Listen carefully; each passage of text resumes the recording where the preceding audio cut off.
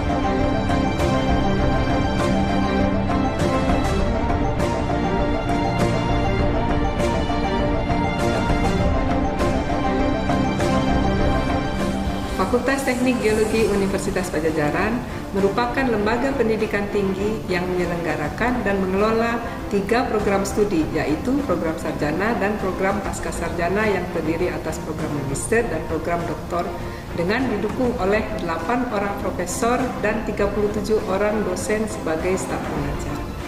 Fakultas Teknik Geologi dengan visi menjadi fakultas yang berstandar internasional dan bermanfaat bagi masyarakat.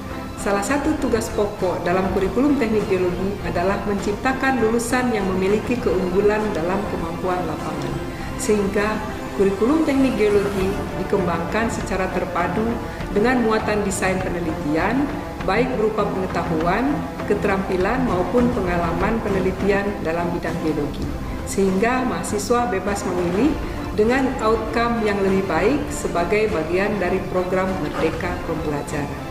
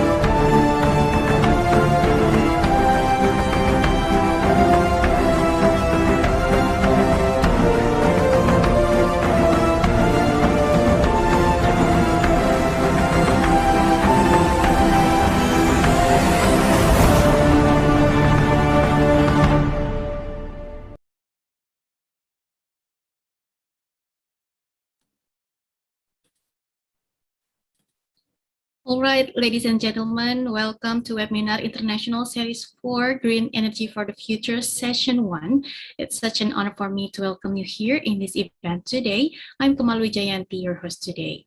I would like to extend a very warm welcome to all of you, both on Zoom application and YouTube Live.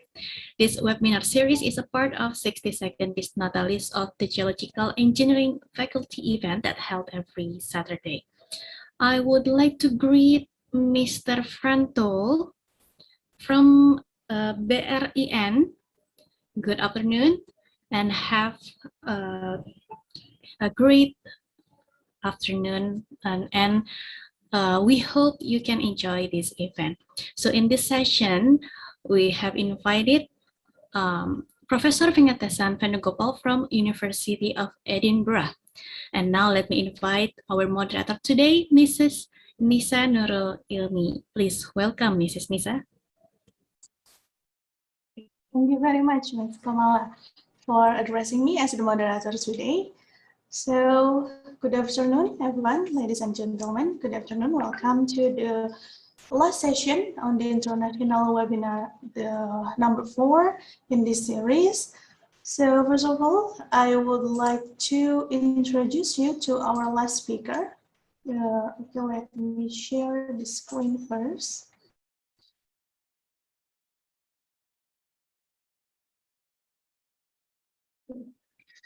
So, this is Professor Vengatesan Venugopal from the Edinburgh University.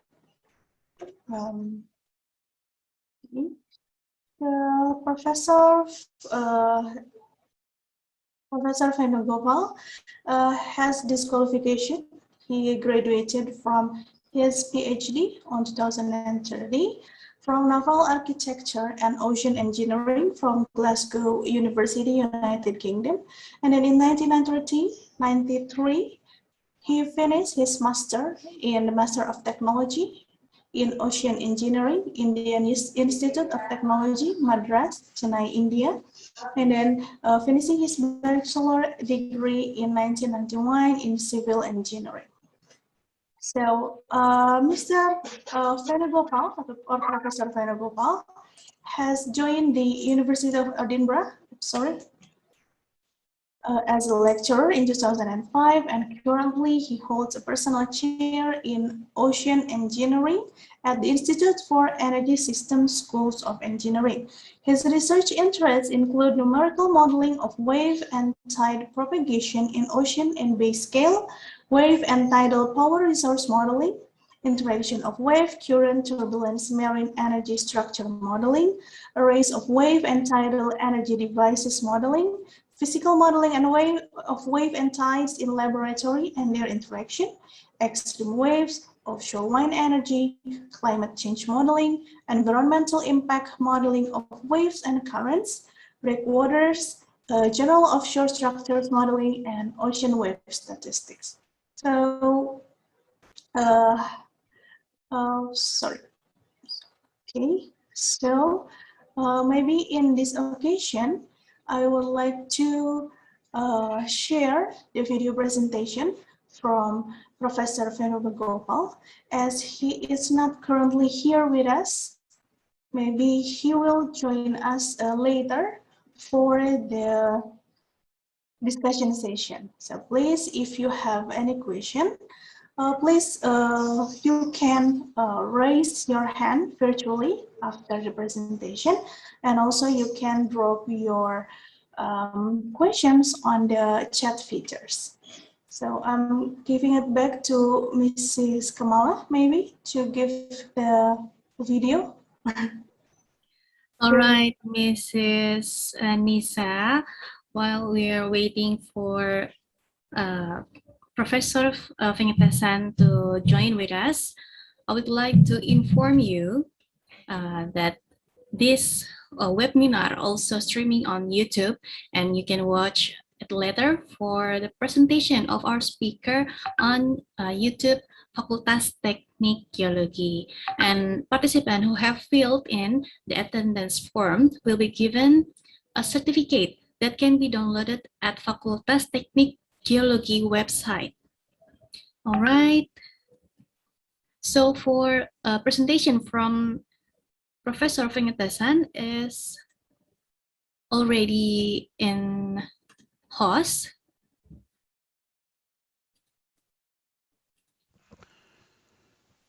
Good afternoon, everyone. My name is Venki Venugopal. I am from Edinburgh University. I am a professor at the School of Engineering. I am also the head of the Institute for Energy Systems. The title for my presentation today is Marine Energy Research at Edinburgh University. Some of my research interests are listed here. I work on numerical and physical modeling of waves and currents, wave power resource assessment, tidal power resource assessment, wave current turbulence interactions, numerical modeling of marine energy devices, fatigue loading, hydrodynamic analysis of offshore wind turbines, mid-ocean data and its statistics, environmental impact statement, and climate change, and so on. Before I go into my presentation, I would like you to see a few points about my school as well as my research institutes. The School of Engineering was formed in 2002 as an integrated school of civil, chemical, electrical, and mechanical engineering. The school is one of the largest, most innovative, highly ranked schools in the university.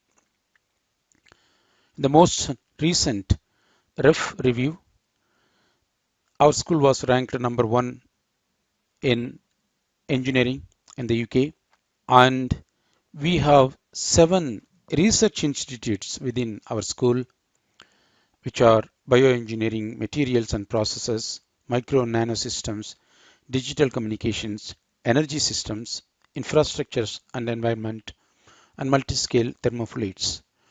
The Institute for Energy Systems is one of the popular institutions in Edinburgh University as well as in the UK. We work on different research themes, and some of them are listed here. We do research on energy and climate change, offshore renewable energy, electrical power conversion, power systems, energy storage and carbon capture, energy policy, economics, and innovation. So we have 29 academics and 30 research staff, postdocs, and more than 70 PhD students working within the Institute for Energy Systems. In addition to our own research, we also work in collaboration with other institutes within the School of Engineering. For example, we work on materials and blades with the another institution, IMP, materials and processes, and any structure related work. We work with the infrastructures and environment, sensors developments. We work with the micro and nano systems, and communications and data systems. We work with IDCOM. And in addition to this, we have facilities, laboratory facilities. One of the popular facilities in the UK is FlowWave. I will talk about it later on. And we have a new direct drive machines lab, new blade testing lab, and so on. Now, I mentioned in the beginning, I'm going to talk about marine energy research at Edinburgh. The amount of research we have conducted or we are doing now at Edinburgh is huge. My colleagues are involved in all sorts of energy connected with or linked with the ocean, waves, tides, offshore wind. Therefore, I may not be able to capture everything today within my talk. I'm going to talk about only my own research, and again only a part of my own research for today. It will not be possible for me to cover everybody's work at Edinburgh University or every other work I have done at Edinburgh University. Therefore, I'm going to restrict myself for another 20-30 minutes talking about some of the works I have done rather than all the work I have done at Edinburgh. So therefore, please, I don't want you to think that I'm going to summarize all the work that's ongoing at Edinburgh. It is just a very little part of the work I'm going to present today. Now I'm going to mention few facts about wave and tidal energy. We have the EMEC, European Marine Energy Test Center, and the EMEC is located within Orkney Islands. So this is a group of islands. We call them Orkney Islands, and the mainland UK is below the islands. European Marine Energy Center has established different sites for testing waves and tidal energy converters. For example, the orange colored marks here, these are the regions for testing wave energy converters, and the pink colored regions where tidal energy can be tested, tidal energy devices can be tested. And at the moment, currently there are tidal energy converters deployed in here and also in here, and they are producing electricity from the tidal currents. If you look at the facts, within Europe, this was produced in 2019. If you look at the tidal stream, in 2019 or by up to 2019, 1.52 megawatt installations capacity was added. And the cumulative installation so far is 27.7 megawatt. So 10.4 megawatt is currently in the water. This is based on 2019 statistics. And for tidal energy, both UK and France, they remain popular places for tidal stream energy developments. So the tidal energy projects within Europe so far exported close to 15 gigawatt hour of energy, which is equivalent to powering 4,000 households per year. And when it comes to wave energy, similarly, the deployments are growing steadily. And in 2019, a 0.6 megawatt capacity added, and the installed capacity was 11.8 megawatt. And again, similar to the tidal energy, UK, France, Italy, Portugal, and Belgium are popular countries where these developments are ongoing. If you look at the deployments in 2019, the image here shows the number of new additions. So in the UK, there are 2 tidal energy deployments and 4 in France. And similarly, if you look at the wave energy deployments, there are many in the UK and few in France, 1 in Portugal, and 4 in Italy. And the outlook for 2020, I don't have the data for 2021, but for the outlook for 2020 is given here. So 3.4 megawatt capacity deployments were done in the Europe and 1.5 megawatt from the rest of the world. Similarly, wave energy, 3 megawatt was done in Europe and 1.2 megawatt from rest of the world. So this shows that both the UK and Europe are doing very well in wave and tidal energy deployments. If you are looking at the investment, over 6 billion euros have been invested worldwide into wave and tidal energy projects so far. The European Union alone invested 2.6 billion euros from 2007 to 2015 into the ocean energy sector. And there is also private finance, 75% of them are from private finance. The cost of the energy, the target cost is 10 euro cents for a kilowatt hour. And we believe that it could be reached once a 10 gigawatt deployments installations are done. So this could happen by 2030 for tidal stream and 2035 for wave energy converters. I would like you to see some of the centers, the research centers where the wave and tidal energy devices are deployed. EMEC, Plamis wave energy device, and this is Core Power wave energy device. Uppsala University, they have deployed a wave energy device, and Spain, a wave energy device. University of Exeter, this is south in the UK, they have a testing center or a facility. Plocan in Gran Canaria, they have a testing facility, and similarly another facility in Ireland. So the point of showing this is there are places in the UK and in EU where one can, if one has a device and if they wanted to test their device, they can take the device to these places and start testing them or start producing electricity. The device that you are going to see now, and this is based on air inflated rubber membrane, I will let you to watch this video to get more information. Out to sea, safely beneath the ocean's waves, sits M-Wave. Bombora's pioneering patented technology harnesses the abundant power of the oceans to generate megawatts of clean, renewable energy. A series of air-inflated flexible rubber cells, each 15 meters in length, are mounted to a concrete foundation structure arranged to optimize energy capture. As waves pass overhead, the underwater pressure increases. M-Wave's rubber membranes are compressed sequentially, forcing air inside the cells into a central duct.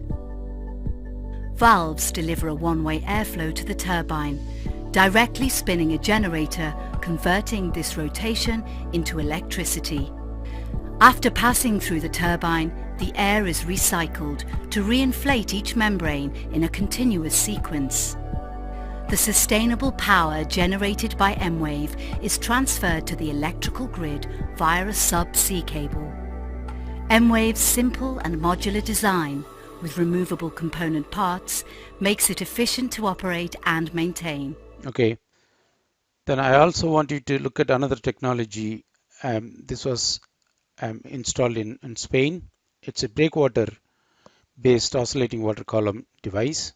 You could see the swell waves reaching from South Atlantic or North Atlantic, fairly regular organized waves.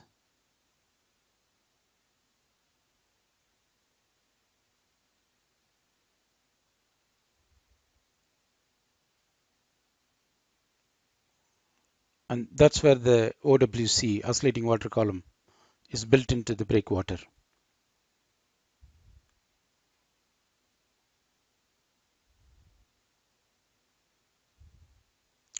So it has got 16 air chambers, each 4-meter wide, 3-meter deep, and 10 meters high. So a hole of 0.75 meter diameter leads to a Wells turbine where an electrical generator is fitted. So a 296 kilowatt is produced from this installment.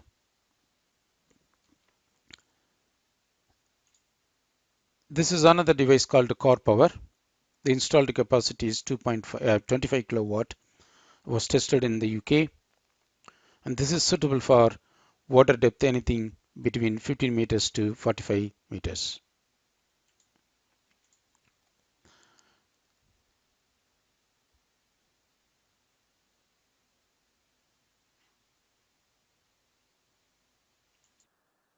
Now moving on to a tidal turbine. This is a floating tidal energy converter deployed in Orkney in the UK. It's called SR2000.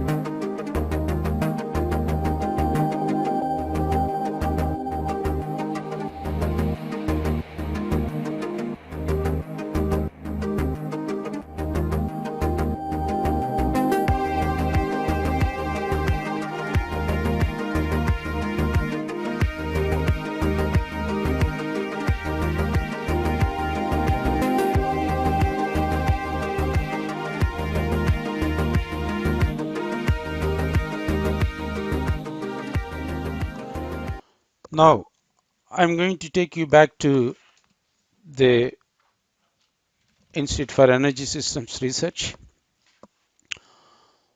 So you have seen some of the devices, both wave and tidal energy devices. But when they started in a small laboratory or on a desk study, then moved to laboratory. They were tested in different scales. Then they were built and brought to the sea.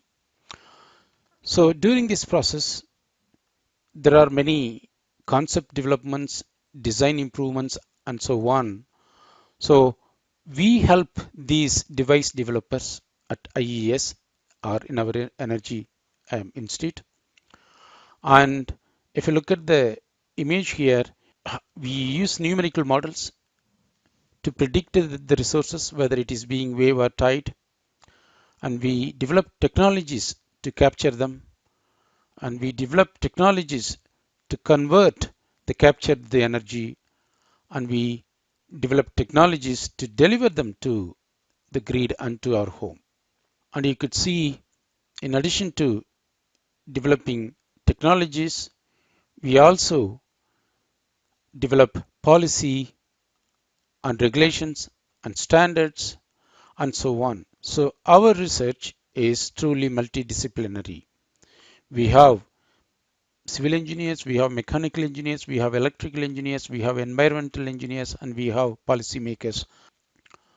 So to put it in a single slide, so here is the resource, tidal stream, and we model the device.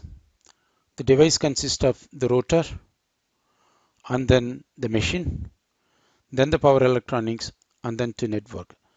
So our research is, as I mentioned before, it's truly multidisciplinary, and our students, our PhD students, our academic colleagues, and our postdoc colleagues, they all work with the different elements. And if you look at the work, some of the work we have done, we have been involved in field measurement. As an example, what you see here is a turbine, a tidal turbine, and before it went into the water, we have deployed various sensors to measure the environment, which is the tidal speed or tidal current speed, and also the machine's output. And we have done macro scale modeling. The one you see here is for a numerical modeling done for a region called Sound of Islay in Scotland. And we also have done micro scale modeling, studying what is going on around the blade of a tidal turbine. We have also conducted experiments to understand the wave effects on the loading, hydrodynamic loading of a tidal turbine blade. And we have modeled the whole turbine to study the turbulences, the forces on the blades, and so on. And we have developed novel electrical machines to produce the electricity captured either by a wave energy device or by a tidal energy device or by a wind turbine. We have developed methodologies for transporting the power using networks, and that's the research part. In addition to that, we also run training centers where MSc students and PhD students are trained. In particular, we have a doctoral training center called IDCore, which stands for Industrial Doctoral Center for Offshore Renewable Energy. And this has been going on for more than 8-9 years now. And we have trained more than 70-80 engineering doctorate students. They won't get PhD, direct PhD, but they will get HD, engineering doctorate program, which is one of the first kind um, introduced in the UK, I believe. And I mentioned about the flow wave facility. We have a facility called flow wave, where you can generate combined waves and currents. And an animation is here. I will let you to watch these animations.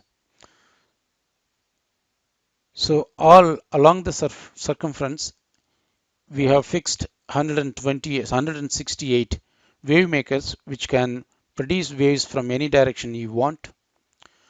And below the wave makers, we have fixed current making facilities, which will make the currents or tidal currents. I'll let you to watch it for some time. So that's the current. If you want to test your tidal current turbines, you could do that here very comfortably.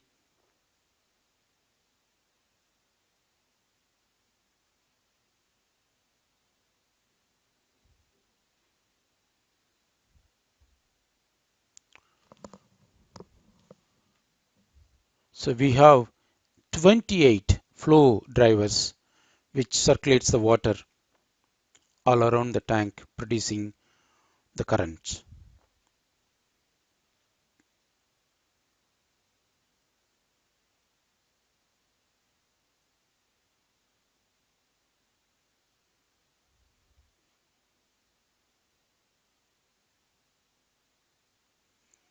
The tank is very good in absorbing the waves, so therefore you can change the direction of the waves very quickly.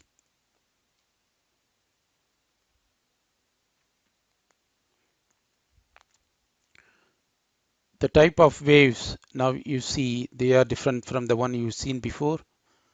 They are called directional seas. So this is a world most sophisticated facility. This is a facility where wave and tidal energy developers or even offshore wind energy developers can test their scale models. And here is the real flow wave.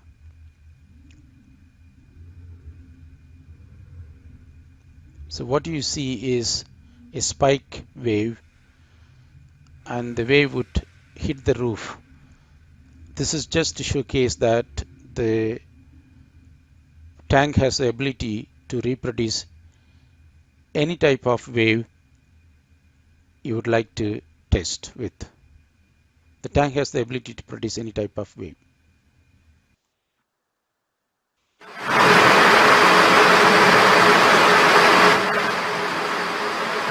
What you see here is a wave interacting with the currents.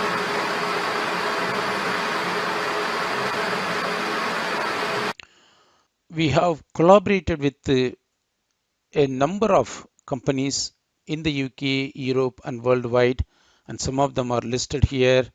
And we also have collaborated with the international academic institutions, and research institutions, and the list is here. And you could see most of the South Asian or Asian institutions are included here as well. You could see some of the big players here in renewable energy developments with whom we worked on various projects, are still working with them. Now I'm going to talk about one particular research that I have undertaken. The research project is called FlowTurb. The project was funded by EPSRC UK. About $1 million is the funding. The project looked at the response of tidal energy converters in combined waves, currents, and turbulences.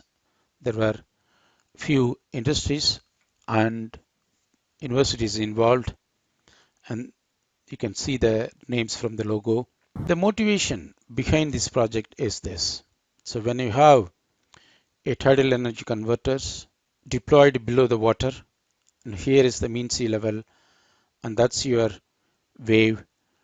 And if you look at the tidal current, this is what you see here, the profile of tidal currents measured at two locations. And one would expect they to be similar because the measurements are done in two locations which are very close by. However, the tidal current profile are not the same. And this is one due to the wave, the presence of waves. Another one is by nature itself. When waves interact with currents and when they both interact with the turbulences, the rotor or the blades will be subjected to different magnitude of loading. Therefore, it is important to understand how the hydrodynamic loading is impacted by the wave current interaction, wave current turbulent interaction, as well as how the power protection of the turbine is affected by the wave current turbulence interactions. That's the motivation behind this project. And just to give you a scenario, you will have the turbine here, the waves are there, currents is here, the turbulence.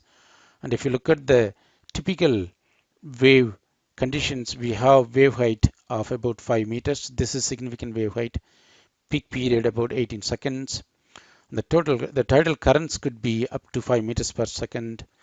And turbulence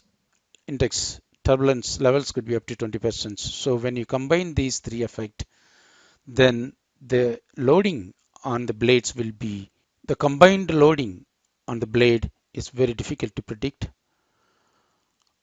The combined environment, wave, tide, and turbulence affect the prediction of the power as well. And therefore, we have looked at it by using numerical models and by testing laboratory scale models. The numerical modeling was done here by developing a wave model. The wave model covered the whole of North Atlantic here.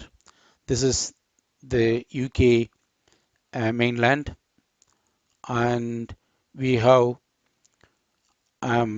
predicted or hindcast the magnitude of wave height, periods, and so on, and we mapped them for the whole computational domain. We have calibrated and validated the model, and you could see a very good comparison between the measurement and the model results presented here. In addition, we have also run tidal simulation models, and if I let you to watch this, you could see the tidal currents reaching a speed close to 5 meters per second in this area. This area is called fall of Warners, and also the magnitude varies during flood and ebb tide. So it is important to understand the spatial and temporal variation of the wave current interaction, or the temporal and spatial variation of the tidal currents, so that you can design your converter efficiently. So the models help here. Again, as a validation case, we have validated the model and compared the model outcomes, and here the current speed and current directions for two different locations, and you could see that the model matched very well with the field measurements. We have also used various instruments to measure the tidal current conditions, and we have deployed them at different locations like an array to understand the spatial variation of the tidal current and turbulences. And the point to mention here is, if you look into any standard, for example, DNVGL standard, they help us by giving an expression, something like this, and that would give you the magnitude of current at one location. And this is a theoretical value.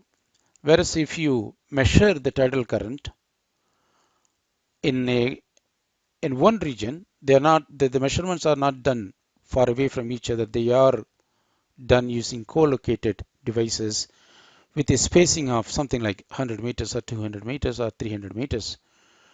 But these devices give you different scenario. So one gives you a profile, a current profile, something like that during flood and during ebb. So probably these kind of profiles can be matched with this equation. But when you have a conditions like this, this is very difficult to match with the theoretically proposed current speed. Or if you look at this one, this is also a strange profile. So therefore, this tells us the equations proposed in the DNVGL or in any standard alone won't be sufficient. You need to make field measurements to get a fairly good idea about the magnitude and the profile, depth varying current profile at these locations. So the reason for showing this is, when you add waves to currents, the condition becomes complex. And also when you measure the tidal currents in locations such as Orkney, they will be different. They will vary from one location to another locations, and it is very difficult to formulate them using a single equation. And if you are looking at the Reynolds stresses, again, they show different behavior for different current speeds. So increasing current speed gives you a different profile, and smaller current speeds gives you another profile. So therefore, you have to make real field measurements to understand the behavior rather than using any theoretical value. And this is what's shown here as well, the turbulent kinetic energy during ebb and flood tides. They take different shapes depending upon the current speed. And we have conducted scale modeling in our flow wave tank. And what you see here is a model of a tidal turbine, 1 in 15 scale model. The rotor diameter is 1.2 meters and the maximum torque can be 37 Newton meter. And some of the components are listed here. We have onboard sensors that can give us values of torque, thrust, angular position, and root bending, blade bending moment, and so on. So we have properly instrumented this turbine and we tested them. And in here what you see, 3 of them are tested to understand the array effect. So when you are considering a location, you want to have more than one device, but all the devices may not be giving you the same power. The power will be changing from one device to another device because, as we have just seen, the wave current profile will not be the same. Therefore, you would expect different power to be produced by different machines. But we wanted to understand how the power production differs by different wave and current conditions. And here is a video showing you the 3 turbines are spinning under combined wave and current conditions in the flow wave. This slide shows you the testing with a single turbine, and this is just with the tidal currents alone.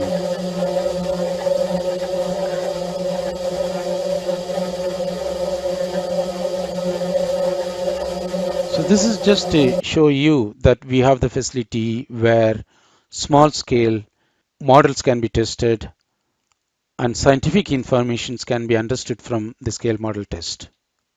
And if you are interested in looking at some of the characteristics of this turbine, the one just you have seen there, these graphs can provide that kind of information. So what you have here, tip speed ratio on the horizontal axis, and the force, the thrust, the bending moment, and CP and CT, thrust curve and power curve, are all presented on this graph. And in here, you are looking at the same thing, torque, power produced, root blade bending moment, and so on. For two different cases, one is in the following current, which means the waves are in the same direction as the current. In another case, the waves are coming opposite to the current. So you can clearly see there is huge difference between these 2 scenarios. And this tells us one should, when one is designing a device, they should consider different wave current directions. This research showed that one should consider combined wave current interactions. And the numerical models that we used showed that modeling wave current interaction with a higher accuracy is possible. And we have seen that the predicted wave parameters and tidal current parameters are both influenced by each other. Significant differences in turbulence intensity, turbulence kinetic energy, and other turbulence parameters when waves interact with currents, and when waves changes its propagation direction with currents. And we have also shown that when you are predicting the loads on a tidal turbine, one should consider including a proper kinematics from waves to currents or from currents to waves. A proper kinematics modification should be used so that the loading on the blades can be accurately predicted. So that's a quick summary. I would like you to see some results from the research we have done for Indonesia. Munawir is a PhD, currently a PhD student at Edinburgh University. He has done an excellent work of modeling tides for Indonesian locations, and some of the study locations are given in this PowerPoint. The main location was Sunda Strait, and he has modeled it using a tool called Delft 3D, and you could see the horizontal resolutions, and he modeled them using 3D version, which means one could look at what is happening at different depths from the surface or from the sea bottom. He has validated his model prediction with the field measurements using ADCP, and you could see the model predicted values matched very well with the site measurements. And the same thing for another location, Desidorus, where you could see more or less a very good match was found between the measurement and the model results. And here is the spatial variation of the current. He has tested the environmental impact by using an array of 24 turbines placed here, and he has considered different scenarios for organizing the turbines. Say, for example, in here, in Panjurit, there is a 24 turbines, and in another site within Panjurit, 12 turbines, and in Sangyang, he used 24 turbines. And here is the normalized changes of averaged velocity. So you could see the regional velocity field is affected by the turbines, array turbines, and also significant changes observed around the arrays. And the southeast side of Sangyang Island is the most vulnerable to the changes. So these are all some of the key findings presented here. If you need more information, you can find it from the paper Munawir published with me and colleagues in Indonesia, which is available in a paper, and we can get this paper circulated to you. I think considering the time, I have to stop here. And thanks for listening. And if you have any questions, I'll be happy to answer in the question and answer section. Thank you very much for listening to my talk.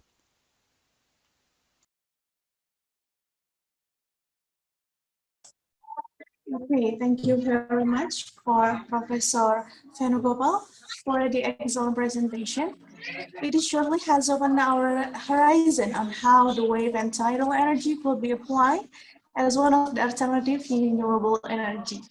And also I believe that from your presentation, it has given us hope and chance for a new direction of further research on renewable energy, especially to be applied in Indonesia.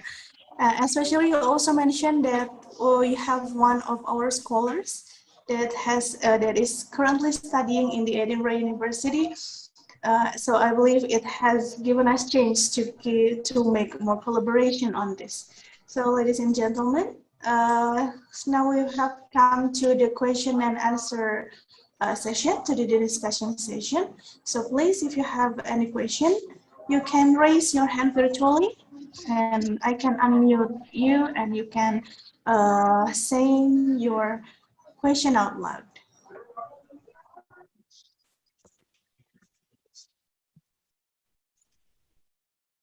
So while we are waiting, Professor Venugopal, do you have any other thing you would like to add for the audience here? Good afternoon, everyone. I have many things to add, but first of all, I would like to say a big thank you to you and Franto and organizing this. This is a very, very difficult time. And you can see outside it is still, I mean, the sun is rising, but you can't see the sun. It's not like Indonesia, in the UK, especially in Scotland. It's a very cold time. It's getting colder and it is cloudy. So it's earlier for me in terms of, it's 8 o'clock, 8:30, 8:40 now. And that was the reason I wasn't able to present live. But I think the video worked okay, I believe. So, thank you for inviting me and giving me the opportunity to speak about some of my research. Yeah, thank you very much for your time. I believe it's because it's already autumn in there, yes? It is, yes, yeah. I mean, it's going to be the winter, and this is towards end of the October, but November, December onwards, it's a very cold time. I wish I was in Indonesia to enjoy the sun, but it's not going to happen here. Thank you very much. So we have one question here from Dr. Cipta Indiana. Pak Cipta? Yeah. Maybe morning in America. In English, sorry, in English, in Edinburgh. Mr. Feki. I'm Cipta from Pajajaran, University of Pajajaran. And I want to ask you about how the impact of the hazard, in Sanyang, maybe there is the volcanic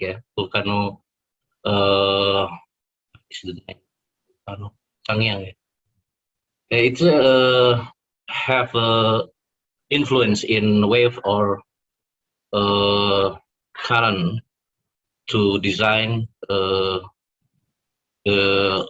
turbine. Maybe I want to ask about it. Yes, the work we have done for Indonesia is looking at the impact of tidal turbines. But if I understand your question correctly, you're talking about a volcanic effect. Is that right? Right. I have to, my knowledge about Indonesia is very limited. I don't know much about. This is the first time I had a student from Indonesia, so Yeah. I have to study the geography well. But volcanic eruption, if this is happening suddenly, then we know some of the volcanic eruptions will create waves. If this is happening in the ocean, depending upon the magnitude, the waves will be larger and in wave height. Sometimes it may not be very high. So for me, it is difficult to answer your questions because I don't know the geography first of all well, and maybe I can invite Navir. If not, I think Navir is on the call. Navir, are you in the call? Are you able to answer this question? Hi, Frankie. Hi, everyone. You can hear me? Yes, we can hear you. Okay. Sorry for the disruption. So, good morning, everyone. I'm Munawir, a Frankie student. I did this research in my master. And for the question from Mr. Cipta, I think we still limit our study on the only in resource assessment. And for the hazard, I think it is must be considered in the further discussion, because yes, we know we have Krakatoa and other geological activity around the location. So yeah, that's a very good idea. If later we will continue or make another progress in the Sunda Strait tidal energy. Maybe that a few things I would like to add. Thank you very much. Okay. Okay, Maybe we have to collaborate about in geology things about the hazard and the impact tidal. We have to collaborate the research to combine our research. Sure. Yeah, Yep. so that's a very good opportunity. I think that's another different in Indonesia. We have like high risk tsunami hazard, so we have to consider it in our tidal energy site in Sunda Strait, Larantuka. I think most of them are vulnerable to geological activity.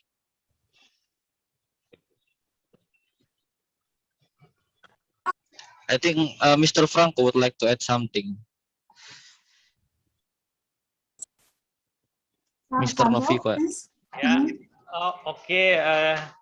Thank you. First of all, I want to thank you to Frankie, Professor Frankie, for your excellent presentation. Because in this occasion we can see green energy from another point of view. Because you know, this is the faculty of the engineering geology, something like that. But now you're talking in another point of view of the green energy.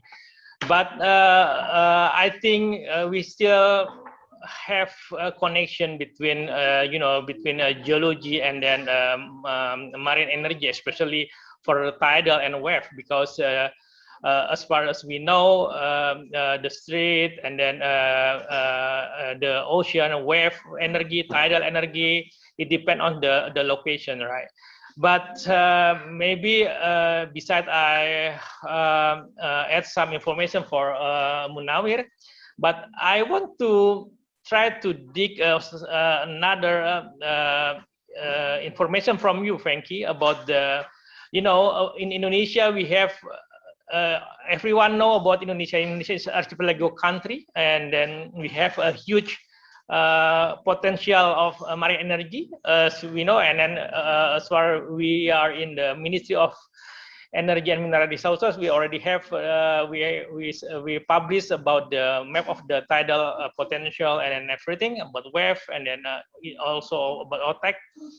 But we still have the same problems in last decade. You know, about Indonesia, theoretically, we have a small gradient of tidal, and then you know, and then we have the problem for the continuity of the wave height to produce power of for the wave. So I want to know from your side, what do you think about the small gradient of the tidal in Indonesia? And then you know, generally we have the semi-diurnal condition in Indonesia. And also, even though we have a long coastline in the western part of Sumatra, we still have lack of the continuity of the high amount of the wave energy.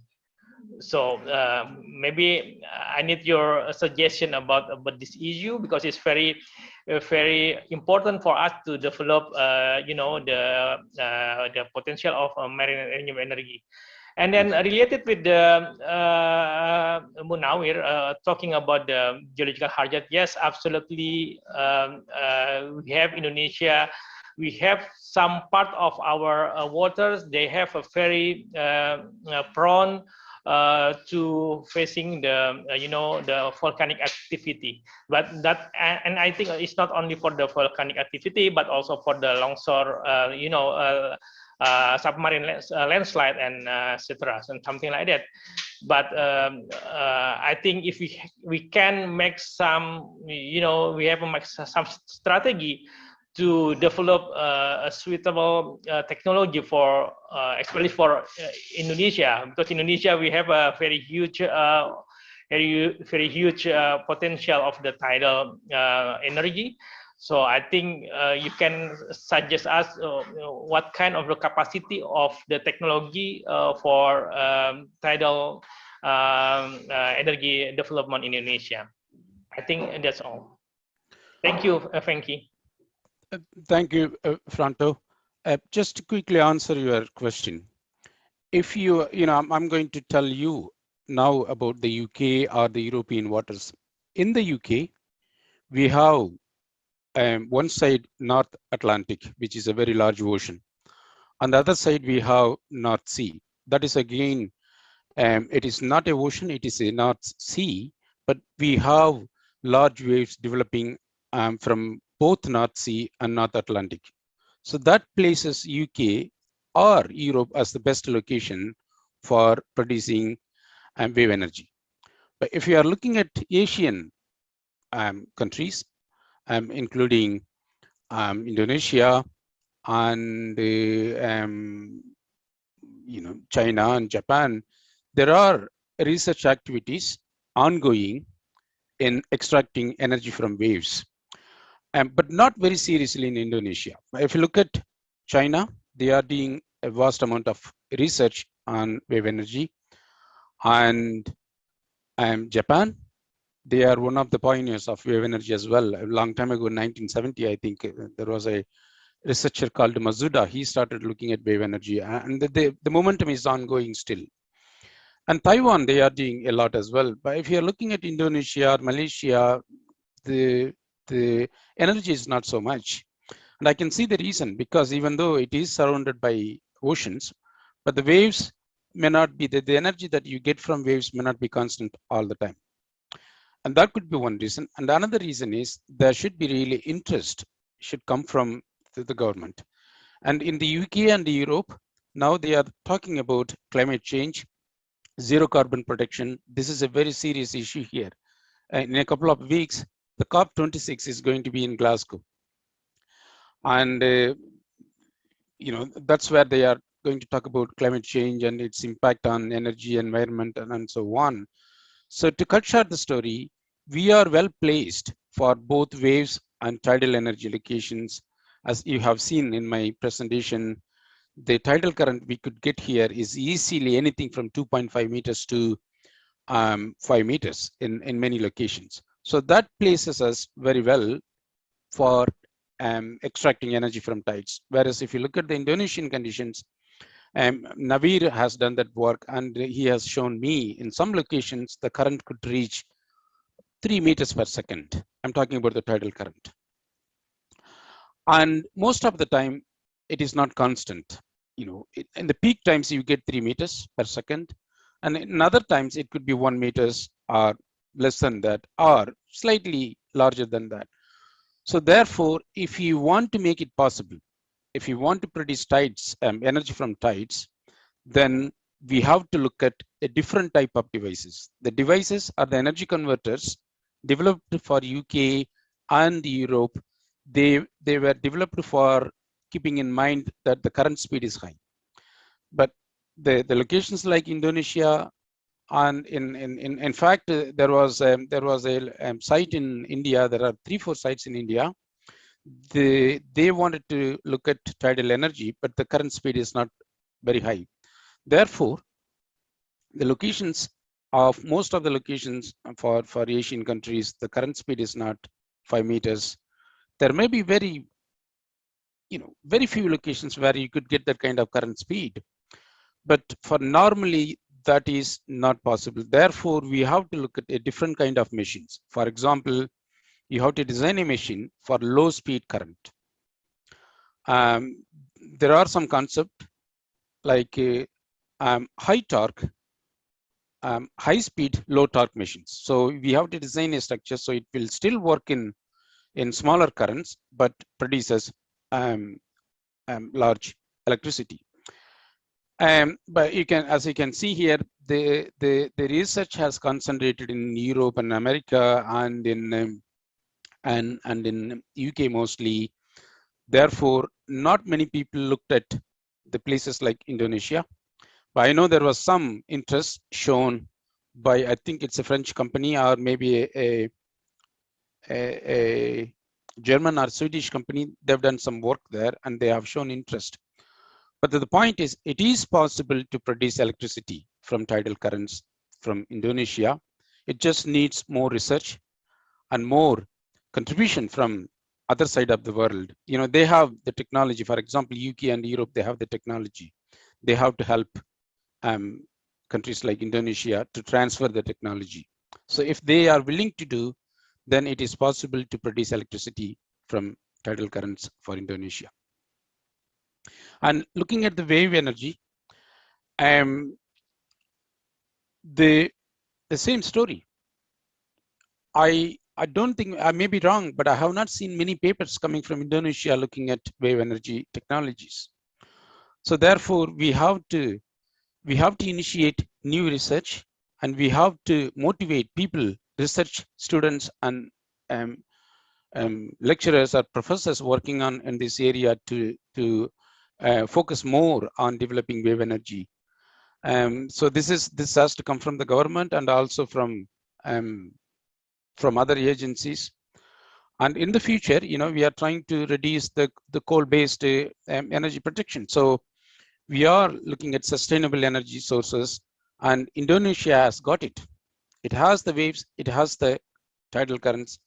It needs more work to be done there. Did it answer your question, Franto? Yes, thank you. Thank you for your explanation. So maybe one small simple question relating with the technology of the smaller current. Can you give me an example about the technology for the small current? Because you know, as far as I know, I some years ago I have been into France and Scotland also, and Germany, to see how they develop the turbine blade and everything. And then I think because in Indonesia, and as you mentioned before, Indonesia and Europe is very different for the water characteristic. As you know, we have a very small gradient, and then even though we have a lot of potential location for the strait, we have a lot of strait among our islands, but we still have a semi-diurnal system where every 6 hours they will be changed from fluid to ebb, and then we'll have the zero energy in the peak season. So can you imagine it will be very small, the productivity of the energy from the marine.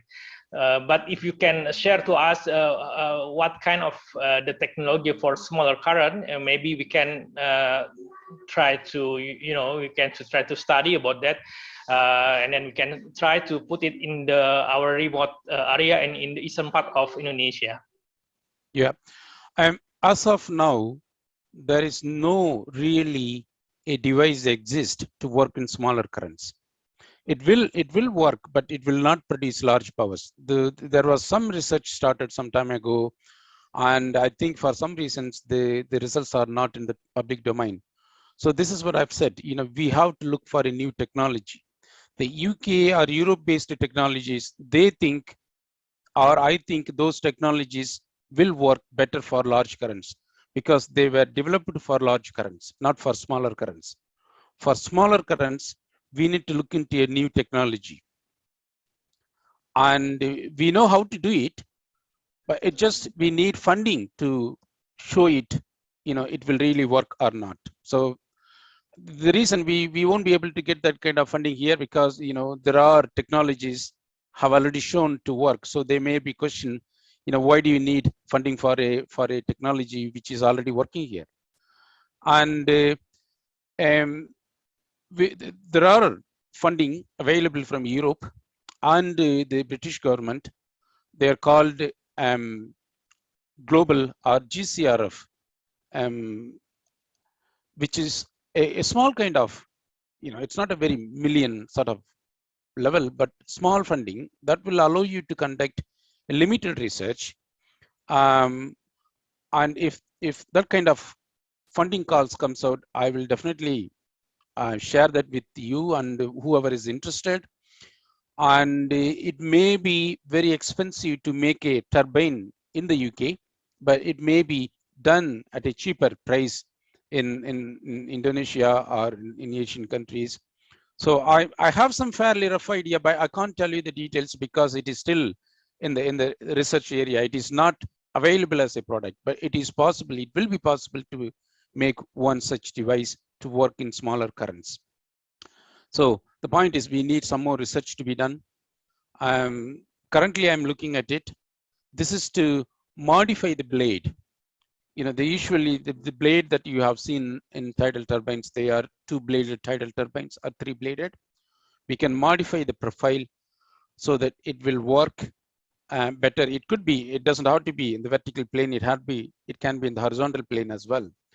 So as to shortly answer you, we still need to do more research on that.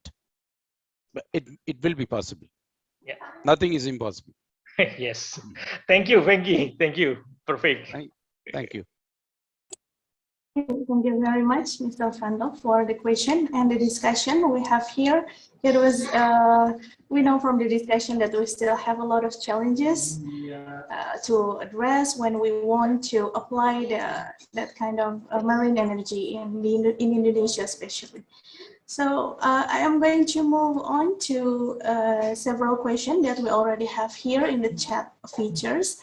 Professor Venki, we have the first question from Mr. Diren Sagala.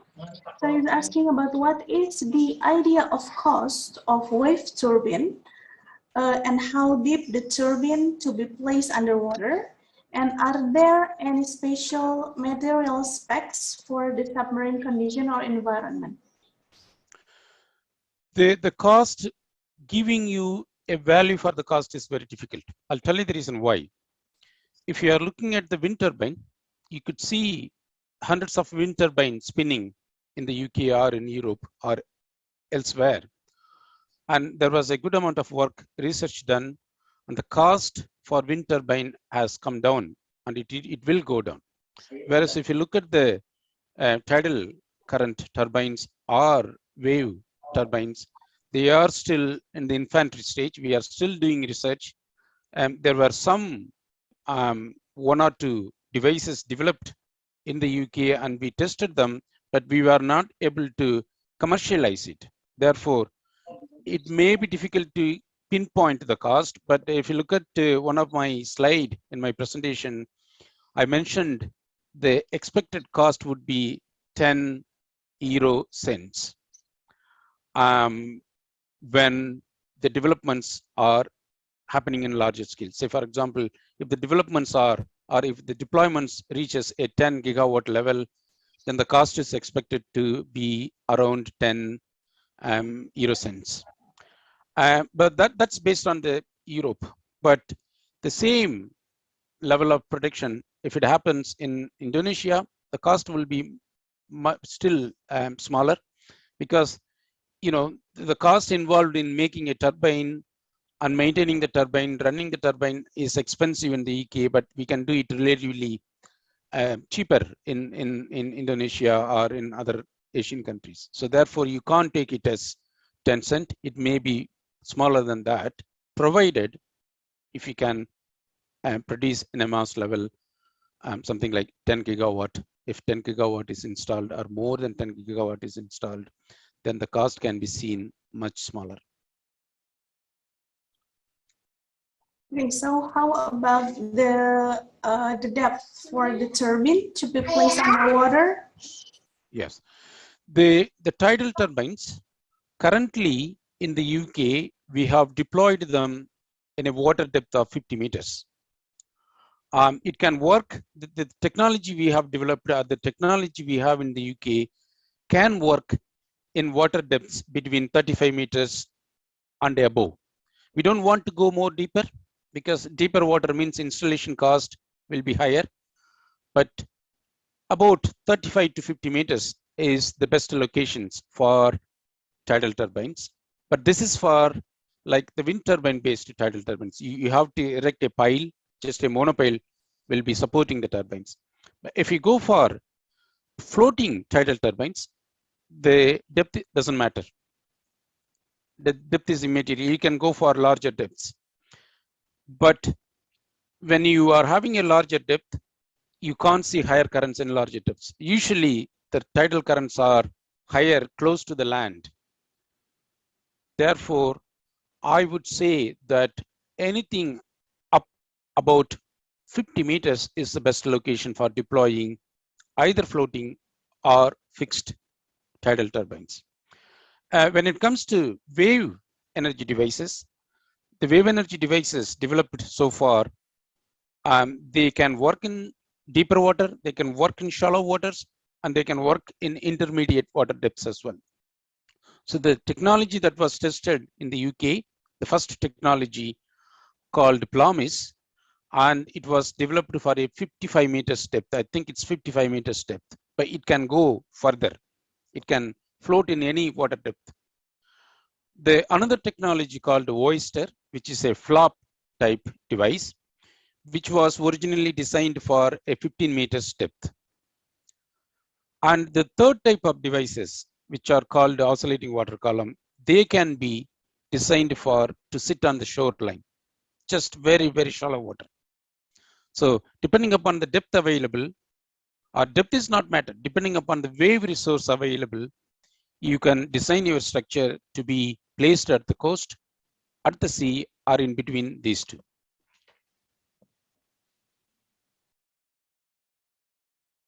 Thank you. And then there is one more question about the special material. Is there any needs for special material for the submarine? When you are making tidal turbines or wind turbines, the cost of the turbine or the material cost is huge. I think it's about 35% to 45% in some cases goes to making the turbine, the material cost. So therefore, now they are looking at cheaper material, and also composites. Making the blades out of composite materials will reduce the cost, but it will make the durability, and the turbines will work in different waves and current conditions without failure. So the material is important, and this is why, if you remember, if you recall, in one of the slides, very first slides, I mentioned that we are working with another institute within School of Engineering, and they are materials and process. So they deal with all the materials. And there was a recent research funded by European Commission, which looked at polymers for producing electricity. Polymer-based material, it's like a balloon. The material can be made lighter, so it can be inflated, deflated, so that can be connected with the power takeoff system to produce electricity. So the material is very, very important. If any material scientist is out there or in the call, yes, it is very important. You can get involved in the research. Thank you very much, Professor. Thank you for your explanation.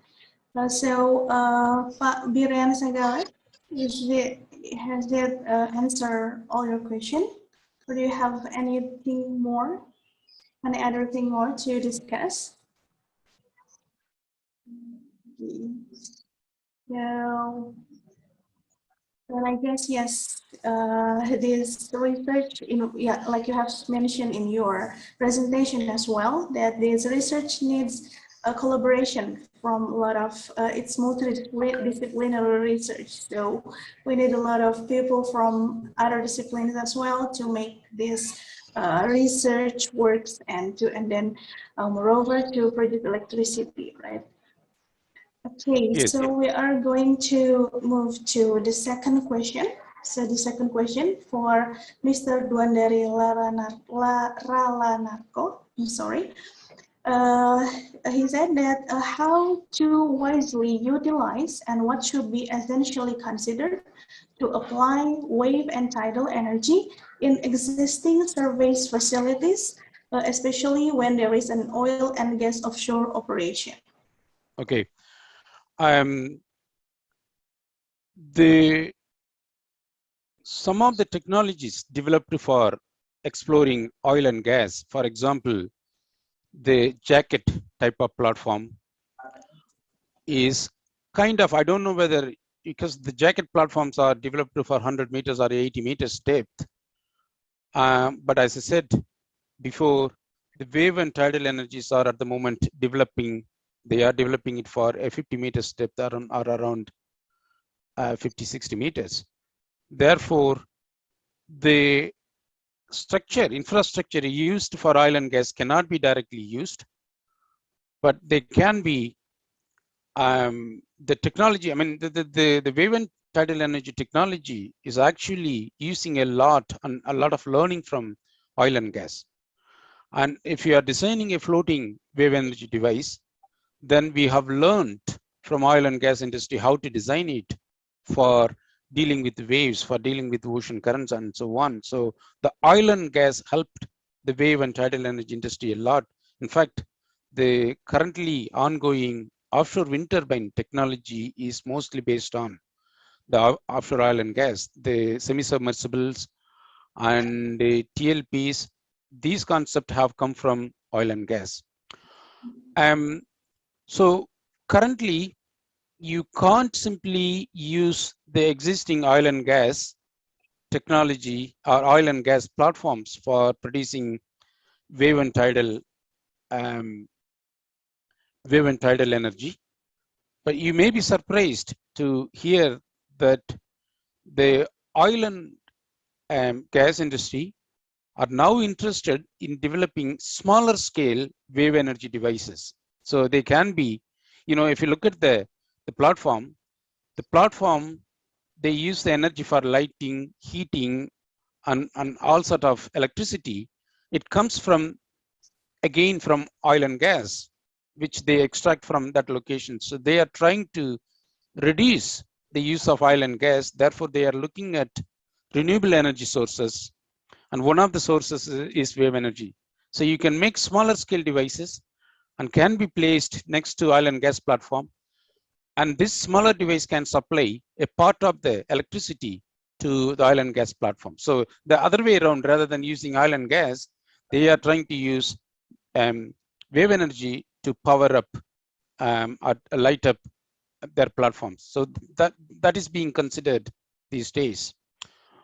So as such, I don't think we can use any platform, oil and gas platform, for deploying a wave or tidal energy. People might know about it, but I don't think I have a knowledge of anybody using it currently.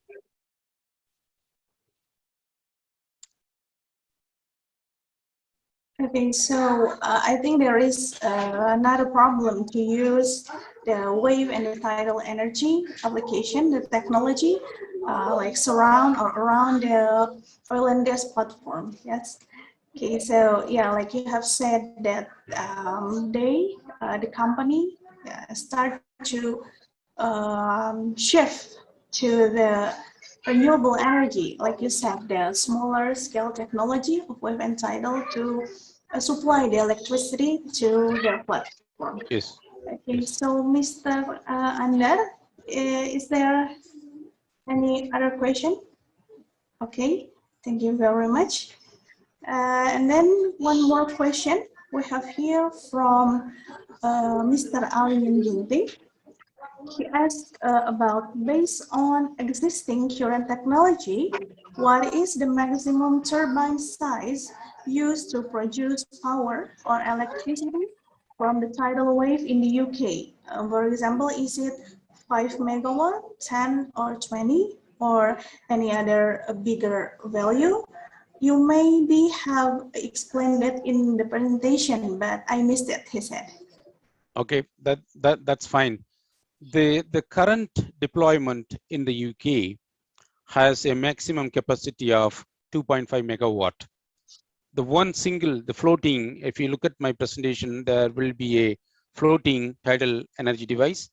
It has a capacity of producing 2.5 megawatt. That is the largest technology exists as on today. But they are looking at developing larger power, which means you have to make your rotor bigger. So as I said, if you are interested in using the tidal energy, you have to stay close to the land because that's where the velocity will be high. If you go to open ocean, the current velocity will be very, very small. I mean, you may have ocean current, but the velocity may not exceed more than 1 meters per second or 1.5 meters per second. But the tidal currents will have larger velocity up to 5 meters per second. And that is possible only when you stay close to the land. Close to the land means the water depth will be smaller, say 30 meters or 50 meters. And within a 50 meters depth, you cannot have a 50 meters rotor diameter. The diameter has to be less than the water depth. So the current diameter, the Scott renewables are the orbital, O2 orbital, they call it now. I think it's about 16 meters. That is the maximum diameter of the rotor you can go.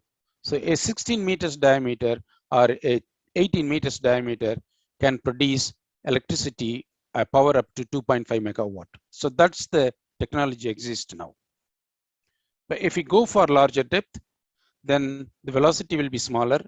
Therefore, I don't think you can have much benefit in moving to larger water depths. Are you happy with my answer? Yeah, I think. Thank you very much, Professor. I think that's answer. Mr. Ali Milgendi, maybe do you have any more comments or questions? No, I'm very satisfied with his answer. Thank you, Prof. Okay, thank you very much. So I think there is no more questions here in the chat box, or any other participants here would like to answer directly to Professor Venki. Yeah, I would be happy to. You got my email address there. If you want to collaborate with the Edinburgh University, either with me or with Munawir. Munawir is going to be here for another three years. You can contact him through him. And as I said before, if there are any funding that is going to help Indonesia, or if the funding is to do with the research with Indonesia on waves and tides, or any, even, I know this is a geotechnical department. Sorry, I missed that.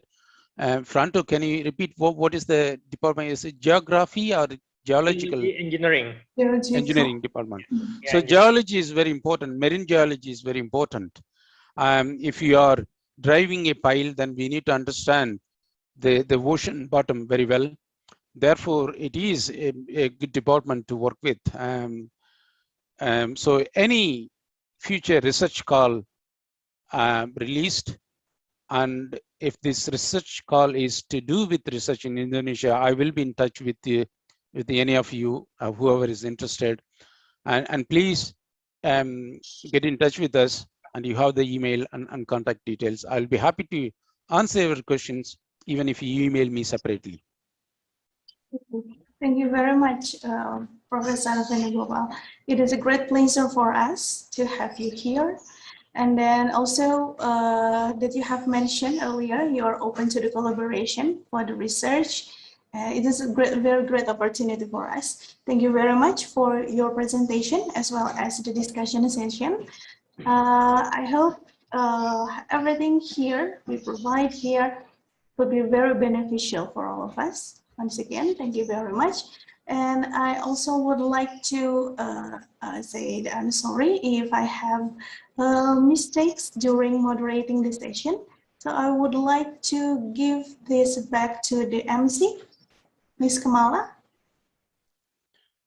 Thank you so much for Mrs. Nisa and also Professor Venugopal. Thank you for the great presentation, and as our appreciation, we will give a certificate that will be given by Learning, Student Affairs, and Alumni Manager of Faculty of Geological Engineering Universitas Padjadjaran, Mr. Agus Didit Haryanto. Thank you, Bu Kamala. Professor Venki ya. professional name. Okay. That's right. That's right. I mean, Okay. this is a very difficult name to pronounce. I know that. You can call me Yeah. Venki. That's fine. Okay. Okay. Thank you for sharing very useful knowledge, Professor Venki. And of course, we hope that our relationship doesn't stop at this virtual seminar, and we look forward, to further cooperation next. So the last, on behalf of the Faculty of Geological Engineering and also the committee for this virtual international seminar, I express my appreciation by providing an e-certificate. Please accept.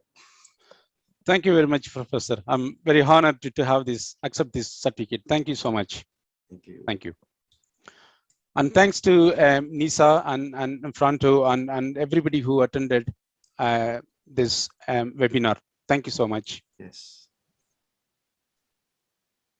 Thank you, Bu Kamala. All right, so it's time to photo session. So all of the participants and panelists and also committee, please turn on your camera and be ready to take a photo.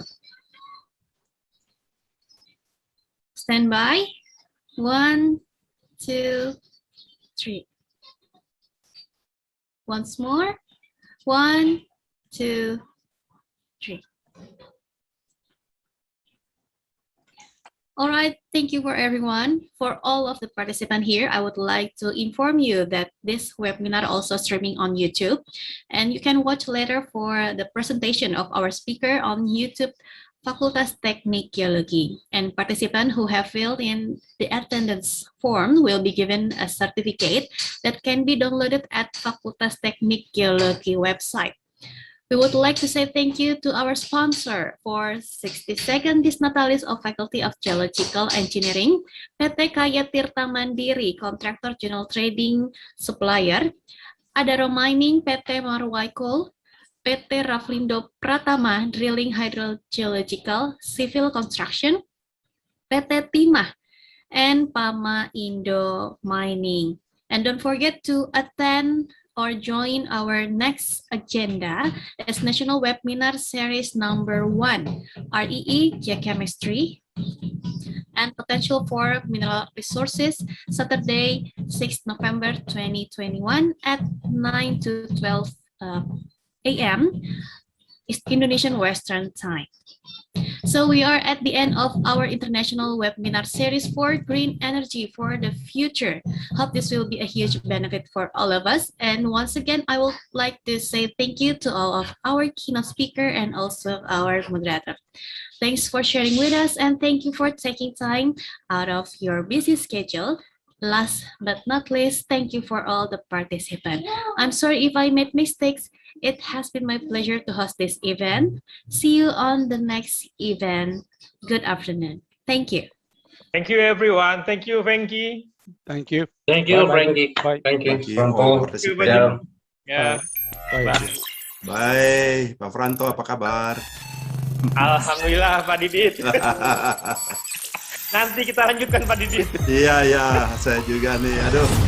Ya. Izin ya, izin live ya. Ada Zoom lagi nih saya. Ditunggu. Ayo. Ya. Terima kasih.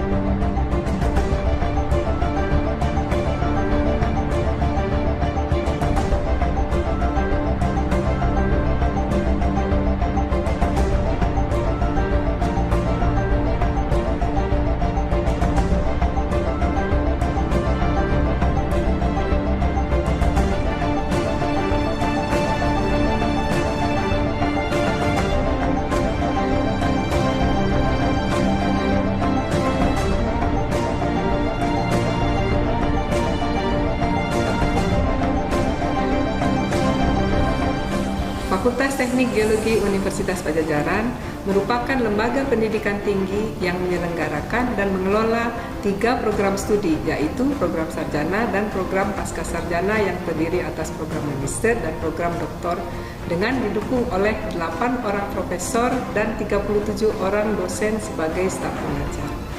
Fakultas Teknik Geologi dengan visi menjadi fakultas yang berstandar internasional dan bermanfaat bagi masyarakat. Salah satu tugas pokok dalam kurikulum teknik geologi adalah menciptakan lulusan yang memiliki keunggulan dalam kemampuan lapangan, sehingga kurikulum teknik geologi dikembangkan secara terpadu dengan muatan desain penelitian, baik berupa pengetahuan, keterampilan maupun pengalaman penelitian dalam bidang geologi, sehingga mahasiswa bebas memilih dengan outcome yang lebih baik sebagai bagian dari program Merdeka Pembelajaran.